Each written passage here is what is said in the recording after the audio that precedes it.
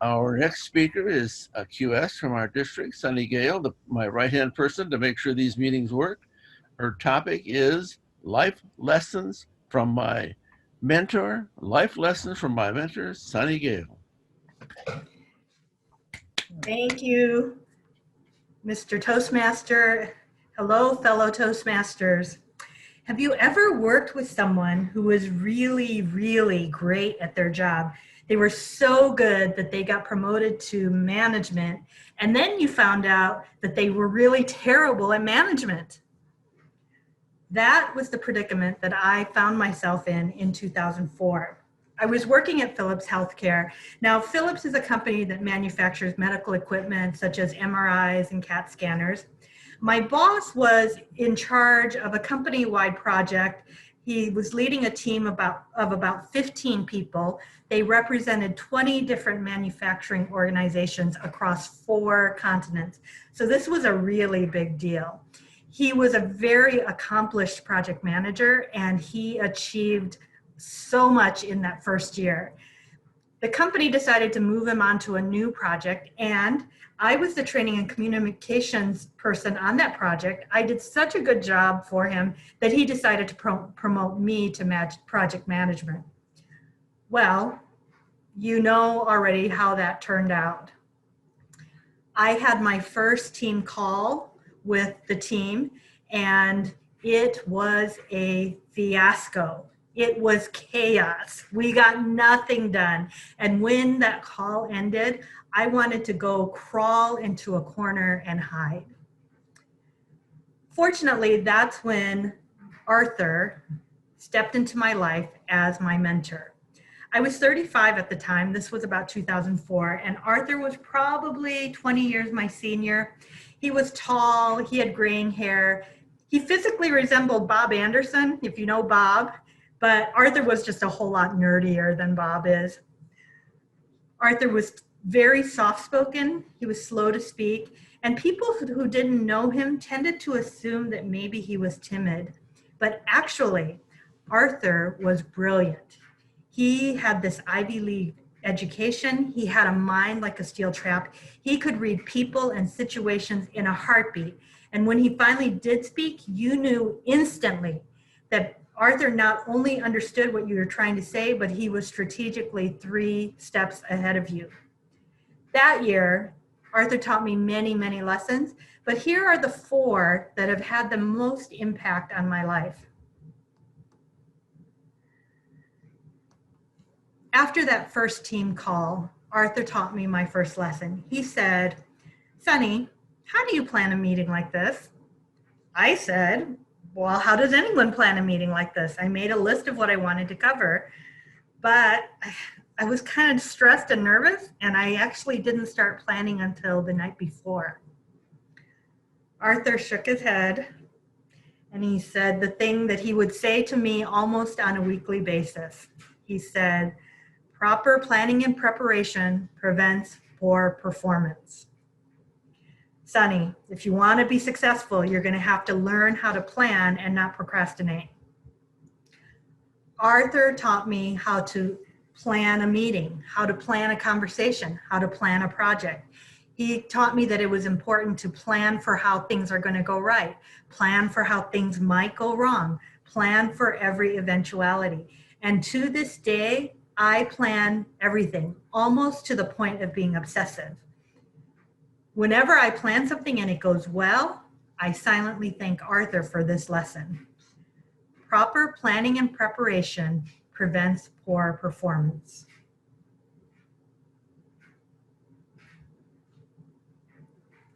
The second lesson that Arthur taught me was about how to make difficult decisions.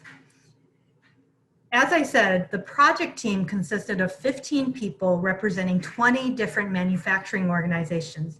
Everyone had differing opinions, expectations, and needs, and I frequently went into analysis paralysis trying to figure out how to manage it all and get consensus.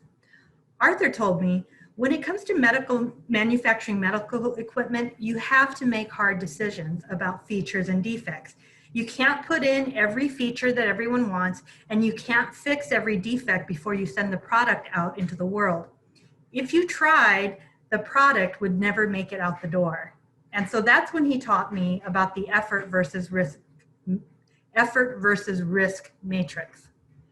How much effort is it going to take to do the thing that everyone wants you to do? Rate it low to high. And then what is the risk in doing or not doing this thing? Also taking into consideration how likely is it that the risk will occur. For example, our customers wanted a plastic cover to go over their keyboard. Now, if you think about an MRI tech who sits at their workstation all day long, they frequently will have coffee or some other beverage, and it's not unusual for them to spill that beverage on their keyboard. The company assessed this idea of providing plastic covers, and they determined that it was really easy to do. It was low effort to provide this cover, and it proved to be almost no risk in terms of patient safety. And so we began offering this optional plastic keyboard cover with every system. Now, customers also wanted to have the ability to shut off alarms with the push of a single button. Imagine that the patient is laying on the table and they're coding, and the doctor and the nurses are there injecting drugs and shocking the patient, and you are there as the tech trying to help with this coding situation. And the last thing you want to do is go running back to the workstation and have to push a bunch of buttons to get to the right screen to shut off the alarm. The problem, though, is if you put an alarm that's easy to hit, what if somebody hits it accidentally and no one notices? If a patient were to code and no alarms went off, that would be terrible for the patient and terrible for the company. So it was very little risk in terms, very little effort in terms of just creating that button. It's a little bit of coding, but it was very high risk in terms of patient safety. It took a lot of time and planning and design before they came up with the solution that they were able to implement that allowed people to shut off alarms with a single push, but also meet the safety needs. Now, how does this apply in real life? Well, if you've ever had a sleeping baby in a car seat and you need to run into the store just for a second, you know about effort versus risk.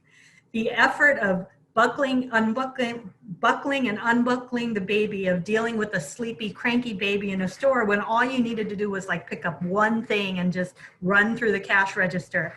You're tempted for just that brief second to leave the baby in the car seat, but you know that that effort, however you might consider it to be, far outweighs or minimizes the risk of what could happen should you leave your child unattended in the car. This matrix method of decision-making doesn't just apply to risk. It's a great way to analyze anything. You can analyze effort versus reward, effort versus the impact that you can have, effort versus return on investment. The third lesson that I learned from Arthur led me to developing what has become my most valuable and profitable skill. Whenever Arthur and I would sit down to have a mentoring session, it wasn't long before he would go reaching into his breast pocket for a pen. Remember, Arthur was the ultimate nerd. He wore the short sleeve dress shirts with the breast pocket, with the pocket protector and with the pen tucked in there. He would reach into his breast pocket to pull out the pen, and he'd scrounge around for something to write on. Arthur was a visual communicator, and he would draw out everything as he listened and as he talked. Whenever I was trying to explain something to him, he would say to me, "What does that look like? Draw it out for me. Map the message, make it visual."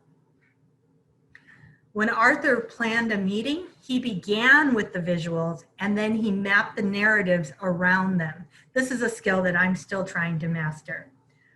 Arthur taught me how to draw process flowcharts, diagram decision trees, map out issues to get to the root cause. And while I had been a trainer long before I had met Arthur, it was because of his mentoring that I learned how to break down really complex information and make it understandable by making it more visual. Map the message, make it visual. Our team was highly successful that year. We achieved all the targets we had set, and we even won a company award for excellence in teamwork. What makes that achievement even more significant is that 2004 was the year that the problems in my marriage came to a head and we filed for divorce in November. Now, Arthur was my mentor, not my therapist. So it's not like I was spending a lot of time talking to him about the problems in my marriage, but he did see that I was dealing with some personal issues that was impacting my ability to do my job. And during those times when things got really too tough and I was struggling to stay focused and get work done, Arthur would become more available, more patient. He would help me to get done what needed to be done. And that's the fourth lesson that he taught me. At the end of that year, he helped me make the decision to prioritize my family over my career. And he helped me find the courage to resign as project manager so that I could focus on my family needs and my emotional needs. Great mentors are like great teachers. They give us gifts that last a lifetime. And I will be forever grateful for all of the lessons that Arthur gave me as my mentor.